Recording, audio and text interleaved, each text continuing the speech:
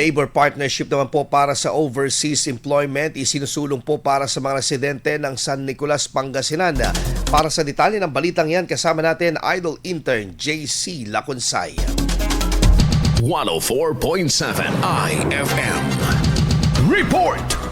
Tinututukan sa San Nicolas ang pagsusulong ng labor partnership para sa overseas employment sa ilalim ng government-to-government employment program at foreign seasonal workers program ng South Korea. Sa isang pulong, tinalakay ang mga kinakailangang paghahanda kabilang ang pagkompleto ng LGU profile na bahagi ng requirements para sa pagpasok sa naturang international labor cooperation. Iniulat din ang koordinasyon sa counterpart sa South Korea bilang bahagi ng proseso para sa posibleng partnership na magbubukas ng deployment opportunities para sa mga seasonal workers. Patuloy na isinasagawa ng lokal na pamahalaan ang mga hakbang na kinakailangan upang maisakatuparan ang programa na magbibigay daan sa overseas employment ng mga kwalipikadong residente sa ilalim ng G2G at FSWP frameworks. Kasama mo mula rito sa IFM Dagupan, ako po si Idol Intern JC Lacunsay, Tatak IFM!